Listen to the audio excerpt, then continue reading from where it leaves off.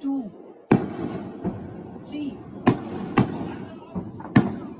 والدقين هاتن كبلابتي قار كترسن قوبها إنديا كترسة حدود كإنديا باكستان ودحية كشمير halkaana waxaa kusoo gabagaboobay aan leeyahay ama ku fashilmay heshiiskii indiya iyo bakistan ay galeen ee trump uu garwadeenka ka ahaa ee xabad joojinta xaaladdu meesha ay marayso ayaanu idinla wadaagaynaa iyo wararkii ugu dambeeyey trump oo arrintan ka hadlay ra-iisul wasaaraha dalka bakistan oo si weyn usoo dhoweeyey xabad joojinta dhigooda indiya oo sidoo kale ugu dhawaaqay xabad joojin degdeg u hirgasha laakiin haatan ay muuqato inay fashilantay ayraboorro fara badan oo ka tirsan indiya oo weli xiran iyo cidda ka dambaysa xabad joojintu in ay markaa fashilanto muuqaal kale aan ku tusay intaana barnaamijka ku bilaabinin oo war degdeg oo haatan aljaziira ay soo gelisay halkan haddaan fiirisid waxaad arkaysaa in qarax weyn laga maqlay qayb ka mid ah in qarax weyn la maqlay diyaaradaha joniskana lagu arkay dhinaca indiya kadib indiya iyo bakistan markii ay xabad joojin ku dhawaaqeen qaybo indiya ka mid ah oo markaas gebi ahaanba korontadu ka maqan tahay iyo bisharwar oo ka tirsan bakistan oo lagu arkay diyaarad jonisa oo markaa dul heehaabaysa oo markaa rasaas lagu furay waxaa muuqata waxa madaxda maraykanku ay ka dambeysay xabad joojinta labada dhinacba lagu khasbay iyo waxa socda inay kala duwan yihiin wararkii ugu dambeeyayaanu daawadayaal barnaamijka idinkugu haynaa iyo shacabka reer bakistan oo si xad dhaafa u dabaaldegaya oo u arka wixii ciidamadooda cirka ay habeenkii xalayta sameeyeen iyo kuwa dhulkuba inay ahayd wax u qalma wixii indiya ay samaysay balse ka badan oo markaas guul inay bakistan gaadhay u arka qiimaha dambe daawadayaal waxaynu idinkugu soo gudbin doonaa haddii allaha wadda la yidhaahdo madaxweynaha dalka burkina faso ibrahim traore oo la kulmay dhallinyarada ardayda ah ee dalka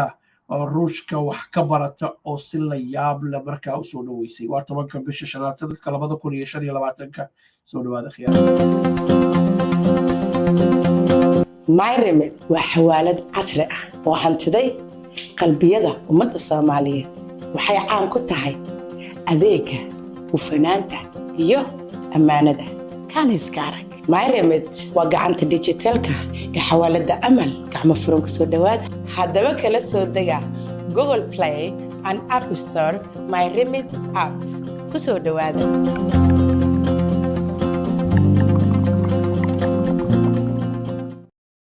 وهاجاك داود يلا حتى بس رينجار ماشي اللي يرادو أو نع إنديا أي كترساء كشمير أي وحى كدعي قرح آدي وين وحنا إنترنت كمركي وقرال لرسوق لي ورباهيتو أي هاتسي آدو تبليشو الجزيرة أي كمتها هاي تشيف منستر كان إنا كشمير أي إنديا أي ماموشو قعنتو كوهي مقعيس اللي هذا عمر عبد الله يا مقال كصورني حتى لو تسريدي كول سوعلي دونه waxa uu la sheegay xabad joojinta la sheegaya meeday ayuu leeyahay qaraxa haatan socda ee markaas aan idin soo bandhignay ayaa daawadayaal kan ah oo ah mid haatan internetka ku jira 18 daqiiqo gudaheeda marka dhinaca kale warbaahinta kalena eegtiin ilaa 45 daqiiqo ayay tabanayaan si kastaba haatee saacad wax ka yar ayuu dhacay qaraxaanu xilliga barnaamijkan aynu idinla wadaagaynaana ama aynu duubaynaana waa 7 fiidnimo ee waqtiga boqortooyada ingiriiska halyaaba 7 xoogaa inuu idiin soo galay idinka meelaha kala duwan aad joogtaan si kastaba ha ahaatee daawadayaal waxa uu leeyahay xabad joojinta la sheegaya meeye arrintan ayaa kusoo beegmaysa kadib markii dowladda dalka bakistan habeenkii xalayta ahayd ay ku dhawaaqday qorshaha military ee loogu wanqalay bunyanu marsuus oo noociisa oo kale bakistan aan soo marinin isla mar ahaantaasna rasaas ooda ogaga qaaday dowladda dalka indiya oo iyadu markaas ay bakistan ku eedeysay in ay kusoo xadgudubtay 3 xarun militarina ay isku dayday inay weerarto wararkii indiya ka imaanaya ee weerarka ku saabsan saldhigga ciidamada cirka ee bakistan ee la yidhaahdo nuur khan dowladda indiya warbaahinta indiya waxay sheegaysaa in dhulka lala simay habeenkii xalayta ahayd waana arrinta ku kaliftay in markaas dowladda bakistan markiiba ay tilaabo degdega qaado oo markaas weerarkii ay bilowdo dhulka ayaa la sinay ay leeyihiin in bakistan waxay leedahay arrintu sidaas ma ahan ee way isku dayeen waana ka hortagnay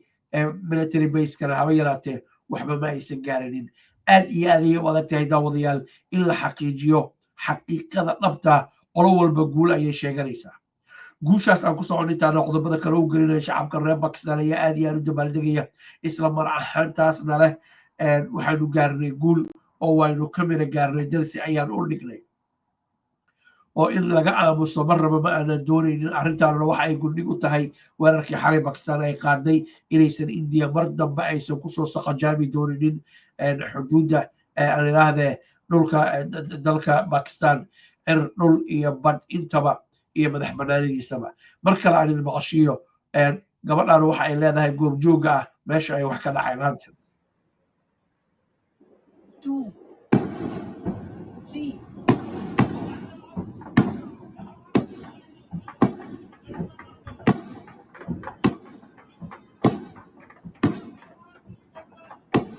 dambe videoga oo dheer waxa ay leedahay guriga gala ayay leedahay oo dadkii meesha joogay ayay ku amraysaa inay guriga galaan xaaladda soo food saartay awgeed iyo halista white spread panic ayaa ka dhacaya la leeyahay oo loola jeedo markaas argagax iyo kala carar ayaa ka dhacay dowladda dalka indiya markii ay ku dhawaaqday xabad joojinta haddii aan idinla wadaago oo wax yar ka hor ahayd xilliga markaas xabad joojinta lagu dhawaaqay ayaa waxa ay u dhacday sida tan waa dowladda indiya oo hadlaysa would stop all firing and military action on land and in the air and sea with effect from 1700 hours Indian Standard Time today. Instructions have been given on both sides to give effect to this understanding. The Directors General of Military Operations will talk again on the 12th of May at 1200 hours. Thank you. waayahay kaas waa indiya siday hadalka u dhigtay haatana aynu eegno sidii bakistan xalayto loogaga dabaaldegay iyo weerarada ay qaaday annagoo aan marnaba dhiira gelinaynin waxaba yaraatee colaad ah ama dagaal ah ama in la isku dhaco brit somali tv waad ogtihiin dabaynu damay jeceshahay haddana waxaa bakistan markaad eegtiin waxay xalay sameeyeen wax hadda idiin muuqdo ah soomaalida mahmahdeedii ayaad soo xasuusanaysaa nin aan shantaadu kaa reebinin sharci kaama reeba arrintaanu marka ay dhacday kadib sawaariikhdan iyo bunyaanu marsuus qorshaha howlgalka militariga loogu magac daray ayay bakistan leedahay indiya waxa ay ku gowracnaatay inay markaa miiska nabadda timaado xadgudubka iyo duqeymaha ay deyso indiya waxa ay leedahay bakistan argagixisa ayay hoy u tahay inaan wax ka qabano maahane bakistan loogama fadhiyo inay wax ka qabato kadib 22 qof ee 25 qof ee 22 bishii soo dhaaftay ee abril la dilay jawaabtii indiya saan ayay ahayd sawaxanka inaan idiin sii daaya ayaa jeclaan lahaa laakiin waxaa ku jira saraakiil markaas erayo odhanaysa laga yaabo inuu markaas muuqaalkan uu internetka ku dhago oo la sii dayn waayo oo markaas ka turjumaya laxan diimeed uu saaran yahay if I can put it that way waa bakistan iyo wacdarihii xalayto saqdii dhexe ay dhigtay xilligii salaada fajarka taasuna waxa ay sababtay in Trump uu soo farageliyo waxauna Donald Trump sheegay in wax weyn oo la soo dhaweeyay ay tahay wuxuuna ku faanay xabad joojintaas inuu asagoo garwadeen ka ahaa ra-iisul wasaaraha dalka bakistan Mr. Sharif ayaa dhankiisa sheegay inuu aad iyo aad u soo dhaweeyey xabad joojintaas dalka markaas maraykanka uu garwadeenka ka ahaa uuna aad u soo dhaweynayo dhanka kale sidoo kale sidaad arkayseenba indiya ayaa soo dhaweysay isla mar ahaantaasna haatan bakistan waxa ay leedahay 10 fiidnimo waqtiga bakistan caawa oo hadda wax yar lasoo dhaafay kuna beegan 5 galabnimo ee boqortooyada ingiriiska waxaa dib u bilaabin doona diyaaradihii internationalka ahaa oo bakistan airline waxa ay bilaabaysaa markaas duulimaadkii rayidka ahaa ilaa ay haatan duulimaadkaas inay bilowdeen haba yaraatee lama xaqiijin su-aasha weynee biya kaba dhibcaanka daawadayaal la isweydiinaya waxay tahay yaa ka dambeeya weerarka haatan ugu fashilay xabad joojintii degdega loo hirgeliyey ee saacadaha yar jirtay aan curanin weli markaa curdanka ahayd possible scenarioga kala duwana waxa uu yahay in markaas dowladda indiya oo caraysan wixii xalay ku dhacay inay iyadu ka dambayso ma xaqiijin karno waa possible scenario waxa suurtagalka weeye ayaa la leeyahay markaad eegtay meesha ay wax marayaan iyo xalay Pakistan wixii ay dhigtay. waa kow. laba waxaa la leeyahay waxaa laga yaabaa kooxa diimeedka Hindiya oo caraysan markaa in ay ayagu ka dambeeyaan. saddex waxaa la leeyahay kooxaha jihaadoonka ah markaas Pakistan ka dagaalama Pakistan iyo India labadoo ay yaqaanaan kooxaha argagixisay inay yihiin inay ayagu ka dambeeyaan oo ay ka macaashayaan dhiigga daata iyo labada wadan oo isku dhaca. iyo sidoo kale markaas ciidamada oo ayagu laftigooda weli isku caraysan oo aan amar ka haysan labadooda dowladood laftigooda inay ka dambeeyaan. waxay shaki ku jireen in xabad joojinta inay burtay laakiin Trump iyo tiimkiisu ay isku dayayaan labada dowladoodba in la xakameeyo oo laga dhiga arrintan one off incident ama wax arrin markaas dhacday hal mar oo aan soo noqonaynin. daawadayaal haatan waxaynu aadaynaa halkaas iyo wiilka hoog ee dhinaciisa dhulka la dhigi waayey ee caalamka soo jiitay Ibrahim Traore oo asagu markaa asagoo wacdara ka dhigay dalka Ruushka uu ku sugan yahay halkaas oo markaa la kulmay arday dalka Ruushka wax ka barata oo markaas Afrika oo dhan ka soo jeeda ayuu la kulmay. kulankiisaas ayaa xiise gaara lahaa kadib markii ay ardaydu ku soo yaacday ayna markaa isku dayeen inay ku marti qaadaan raashinka Afrikaanka kala duwan oo caanka ku yihiin markaas ay cunaan. nasiib darro muuqaalkii cilad farsamo awgeed daawadayaal wuu isoo bixi waayey laakiin muuqaal soo jiidashada weeye. asagoo bistooladiisii ay u xiran tahay uu bulshadii ku dhex jiro Moscow ku caraboonayo ciidankiisu ay hubaysan yihiin ayuu raashin waxa uu la cunayaa ardaydii Afrika oo dhan ka timid ee markaa Ruushka wax ka baranaysay. bilad soo bax waxaa leeyahay waa xidig soo baxay weeyaan ayaa leeyahay cadow fara badan ayuu leeyahay. caalamka iyo gaar ahaan Afrika da'yarteeda oo dhan oo Soomaalidu ay ka mid tahay ayaa isha ku haysa oo la goormo ayaynu heli doonaa hoggaan dadkiisa iyo dalkiisu ay jecel yihiin una waardiyeeya muqadasaadkooda iyo hantidooda markaas iyo khayraadka badooda cirkooda khayraadka badooda iyo dhulkooda ku jira xuduudadeena loo waardiyeeyo.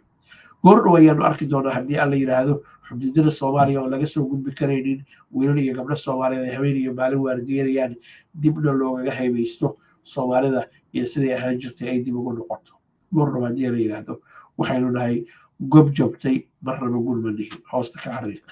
shirkadda dhismaha guryaha casriga ah ee Mara Luxury Homes Limited waxay bulshada Soomaaliyeed ugu bishaaraynaysaa in ay bilowday mashruuca Imara Heights oo laga bilaabay xaafadda Kilimani gaar ahaan wadada Dennisbridge Road.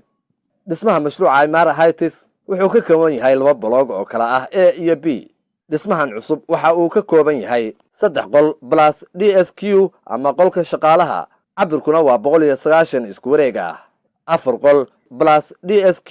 ama qolka shaqaalaha cabirkuna waa 280 isku wareeg ah. 5 qol oo duplex plus DSQ ama qolka shaqaalaha cabirkuna waa 320 isku wareeg ah. sidoo kale gurigan waxa uu ka kooban yahay isdulsaar iyo 4 penthouses. dabaq kasta waxa uu leeyahay masjid, madarasa quraan, supermarket, wiish xawaaro sare leh, kaamirooyinka ammaanka, CCTV, baakinka gawaarida, goobo carruurtu ay ku ciyaaraan, hoolal, gym ama goobaha jimicsiga, iyo goobaha dabaasha oo u kala soocan rag iyo dumar. wixii faahfaahin intaa dheer waxaad kala xiriiri kartaa telefoonada shaashada kaaga muuqda.